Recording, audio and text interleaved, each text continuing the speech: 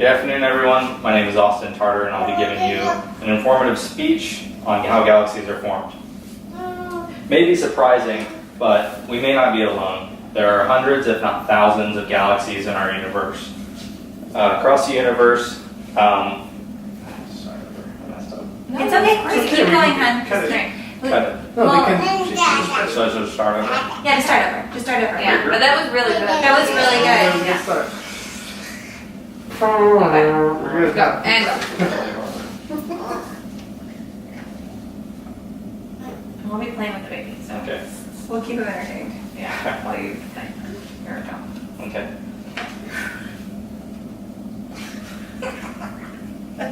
It's hard to stay concentrated rather than like. Keep me smile. Okay. Good afternoon, my name is Austen Tartar, and I'll be giving you an informative speech on how galaxies are formed.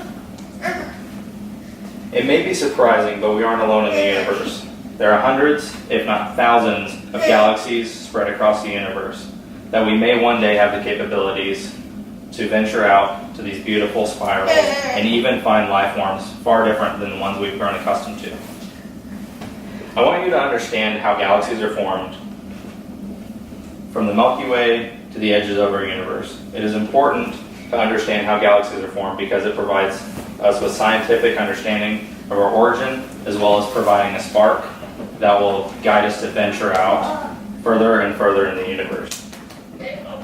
I've always been intrigued by astronomy. I have collected various sources detailing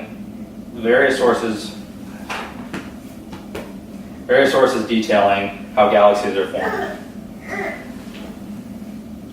Today I'll be talking about formation of galaxies, starting with the Big Bang, and I will also go over two theories competing with each other on how galaxies are formed. And then I'll end with how stars are formed. Like everything else in the universe, galaxies got their start after the Big Bang. I'll play a quick video for you about the Big Bang.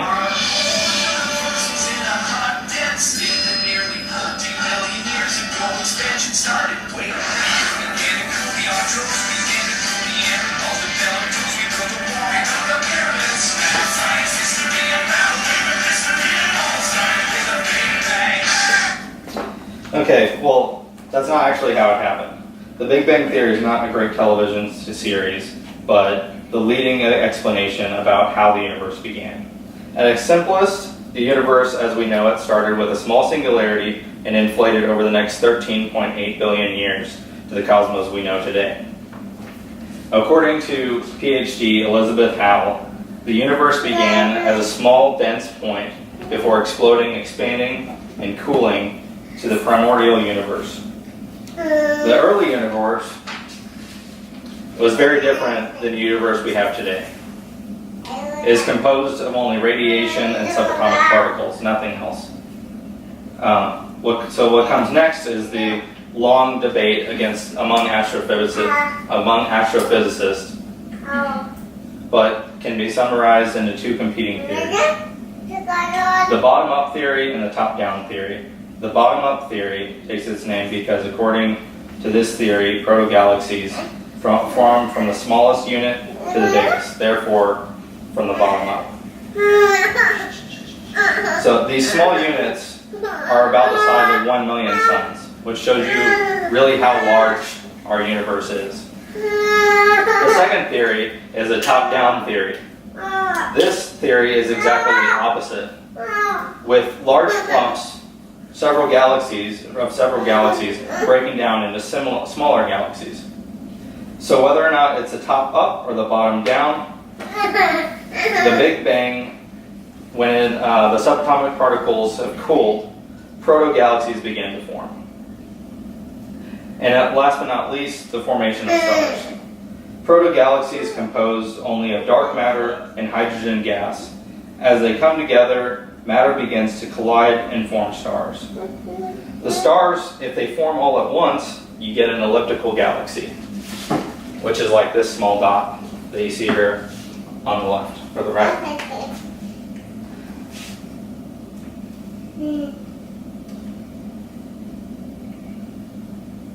However, if stars form at different intervals, you come out with a spiral galaxy, is what you see on the left.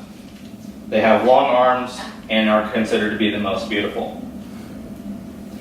So today, we talked about the formation of galaxies, the Big Bang Theory, and the two competing theories, the top down and the bottom up.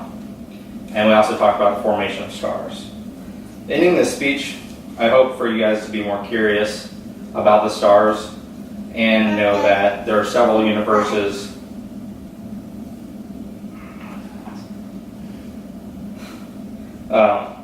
that we are not the only universe, so we may not be alone.